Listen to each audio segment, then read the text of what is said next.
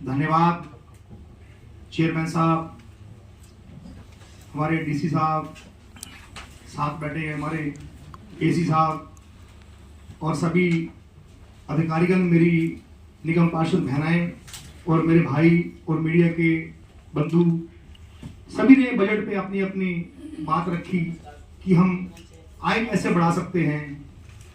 इन तो सुझाव मेरे भी हैं। देखिए, जो पार्किंग के जो टेंडर होते हैं उसमें पार्किंग का कितनी गाड़ियों का ठेका एमसीडी के माध्यम से उनके पास है। अगर सपोज कीजिए कि पार्किंग में 60 गाड़ियों का है तो उसमें गाड़ियां खड़ी हैं 150-150।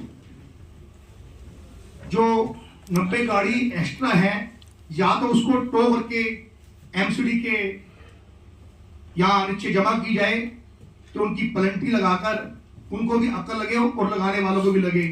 ऐसे ही ऐसे बहुत सारे रोड हैं जिनके शुल्क वो जमा नहीं करते, ना ही उन्होंने उनके टेंडर ले रखे हैं।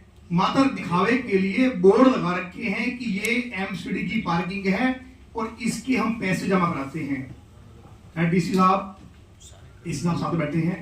हमारे जो 26 के 26 वार्ड है हमारे जोन में, हमने कितने पार्किंग के टेंडर दे रखे हैं उसकी सूची अगर सभी पार्षदों को अपने अपने वार्ड के अकॉर्डिंग मिल जाए, अगर सभी पार्षद उस पार्किंग का दौरा करेंगे और ये सुनिश्चित कर लेंगे कि इसमें गाड़ियां की संख्या एमसीडी में कितनी उन्होंने दिखा रखी टेंडर में और इतनी गाड़ियां कहां किस किस खड़ी हैं, उस पर अगर सभी पार्षदगण अपनी जिम्मेवारी को समझते हुए उसे सर्वे करेंगे, उसमें हमारा बजट जरूर बढ़ेगा, उसमें हमारी आय बढ़ेगी।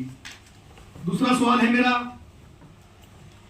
कि पार्कों के बाहर अगर हम कोई फूड वैन लगवा दें आप एमसीडी के माध्यम से, जो पार्क हमारे खस्ता हालत में है और पार्कों के लिए फंड नहीं मिलता, जो फूड वैन बाहर खड़ी होंगी उनकी पर्ची एमसीडी के माध्यम से पर डे कटे और उसकी आय एमसीडी में हमारे जमा होगी तो शादरा साउथ जोन का रेवेन्यू बढ़ेगा।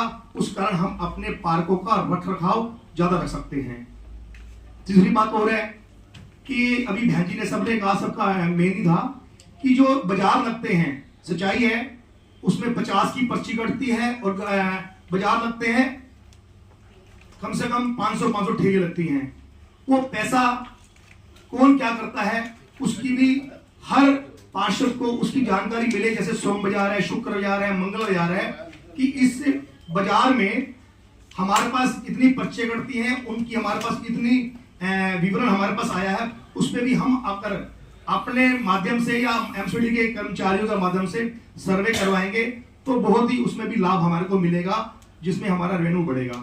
और दूसरा, ये जो बाजार लगते हैं उसमें जो दुकानदार हैं अपने आगे बाजार लगवाने के लिए सभी से पैसे लेते हैं। चेयरमैन साहब, पैसे लेते हैं वो, मगर जो कूड़ा कचरा बाहर डाला जाता है उसको उठवाते कौन है? हमारे कर्मचारी भाई, हमारे एमसीडी के जो मेट्रो वेस्ट वाले उठाते हैं। उन दुकानदारों पे हर महीने अगर हम एक मिनिमम चार्ज रख दें, पर्ची 500 की, 1000 रुपए की हर दुकानदार से ले, हर महीने, जब पहले भी शुरू हुई थी वो लेनी चाहिए, क्योंकि कूड़ा वो फेंकते हैं। बुराई पार्षद की होती है, एमसीडी वालों की होती है, सफाई नहीं कर रहे, और वही ज्यादा लोग वीडियो बना के डालते हैं यहाँ पे कचरा पड़ा हुआ है। उनकी अगर हर महीने पर्ची कटी जाए, वो पैसा हमारे एमसीडी में जमा होगा, हमारा रेवेन्यू बढ़ेगा, उससे हम अपने कर्मचारियों की संख्या बढ़ा सकते हैं, उनकी तनख्वाहें भर सकते हैं।